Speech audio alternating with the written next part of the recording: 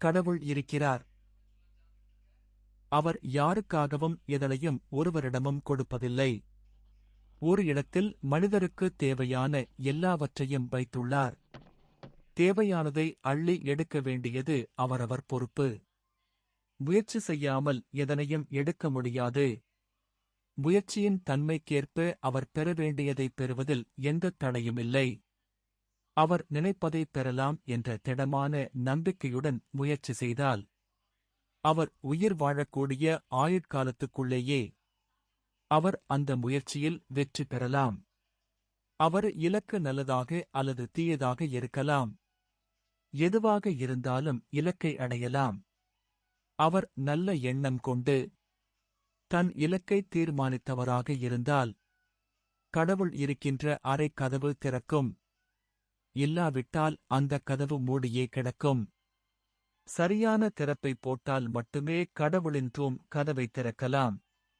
அத்திறப்புத்தான் உறுதியான நல்ல எண்ணம். உறுதியான நல்ல எண்ணம் என்பது நம்பிக்கை என்பதனையும் விட மேலானது.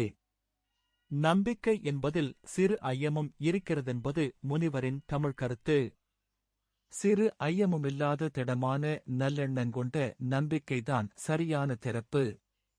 அதுவே அறம் எனப்படுகின்றது. இதனை எடுத்துச் சொல்லுவது மட்டுமே என் திடமான உறுதியான நல்லெண்ணம்.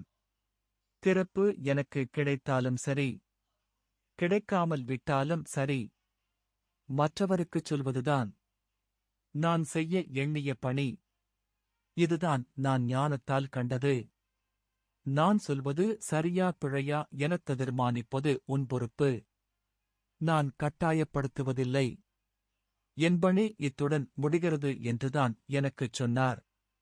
அப்போதும் எனக்கு உறுதியான நம்பிக்கை ஏற்பட்டிருக்கவில்லை. அவர் சொன்ன உபகதைக்குப் பின் என் நம்பிக்கையில் சற்று உறுதி ஏற்பட்டது. படித்துப் பெரிய பட்டம் பெற்ற அறிவாளி. செயலாளர் என்ற கூலிக்காரனாக இருக்கின்றார். அந்தளவு பெரிய பட்டச்சான்று பெறாதவனே ஜனாதிபதியாகிறான். இது எப்படி என்று கேட்டு விடையை அவரே சொன்னார். அவரவர் இடைவிடாத முயற்சியும் அது தொடர்பான அவரது எண்ணமும் தான் அதற்கான காரணம்.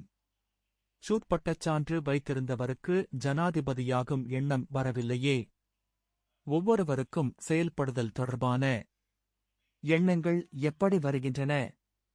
எண்ணத்தில் நல் எண்ணம்தான் கடவுளின் கதவு திறப்பு என்று முத்தையா சுவாமிகள் சொல்லுவார். நான் என்னை நினைத்துக் கொண்டேன். என் சகோதரங்கள் எவரும் பெரிய பட்டச்சான்றிதழை பெறவில்லை. நான் பட்ட மேற்படிப்புச் சான்றிதழையும் பெற்றேன். அதற்காக என் தாய் தந்தையர் என் கல்விக்கு அத்துணை செலவு செய்ய வாய்ப்பிருக்கவில்லை. பிள்ளைகளில் யாருக்கு எதை கொடுக்க வேண்டுமென தீர்மானம் எடுத்தது என் தாய் தந்தை. எனக்கு கிடைக்க வேண்டியதை தந்தது கடவுள் என்றுதான் என எனக்கு எண்ணத் தோன்றுகிறது. என் முயற்சியும் அதற்கான எண்ணமும் கடவுளின் வழிகாட்டல் என நான் நினைக்கின்றேன். நான் பெற்ற பட்டம்தான் அது சிறந்தது. அத்துண பெரிய பட்டம் பெறாத சகோதரங்களின் எண்ணங்களும் தீர்மானங்களும் என் தீர்மானத்தை விடக் குறைவானது என நான் நினைக்கவில்லை. அவ்வாறு நினைக்க காரணம் முத்தையா முனிவர் தந்த விளக்கம்தான்.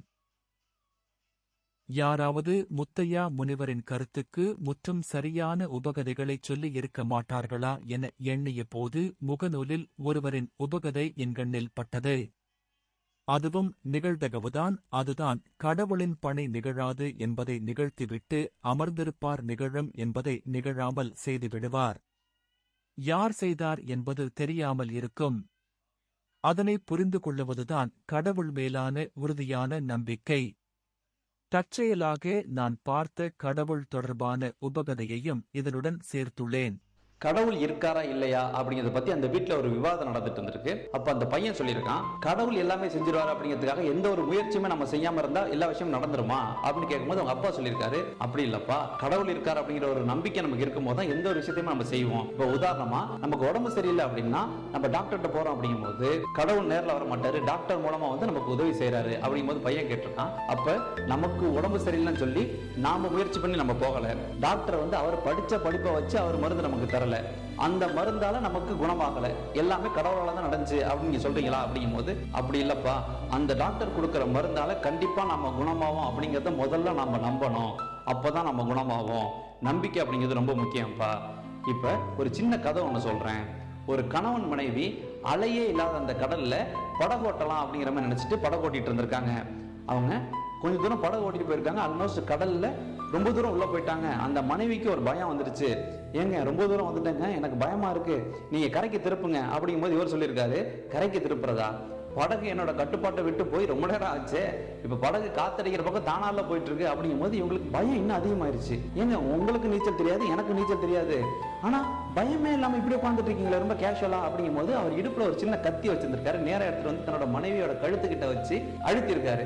அப்ப அவங்க சொல்லியிருக்காங்க, சும்மா விளையாடாதீங்க போங்க அப்படின்னு பிடிச்சி தள்ளியிருக்காங்க. இவர் கேட்டிருக்காரு, உன் கழுத்துல நான் கத்தி எடுத்து வச்சிருக்கேன், நான் உன்னை அறுத்துறவனோ இல்ல கிழிச்சிடணும் உனக்கு பயமே கிடையாதா அப்படிங்கும் போது இவங்க சொல்லியிருக்காங்க, உங்களுக்கு என்ன எந்த அளவுக்கு பிடிக்கும் அப்படிங்கிறது எனக்கு தெரியும், நீங்க தமாஷா பண்றீங்க அப்படிங்கிறது எனக்கு நல்லாவே தெரியும் அப்படிங்கும் போது இவர் சொல்லியிருக்காரு, அதே மாதிரிதான் நான் எப்படியும் கரைக்கு போய் சேர்ந்துரும் அப்படிங்கிறது எனக்கு நல்லாவே தெரியும், இயற்கையோ கடவுளோ ஏதோ நம்ம கிட்ட விளையாண்டு பார்த்துட்டு இருக்காங்க அப்படி ஒரு சொல்லிட்டு இருக்கும் போதே ஒரு மீட்பு படகு வந்திருக்கு, இவங்களை காப்பாத்தி அழைச்சிட்டு போயிடுச்சு.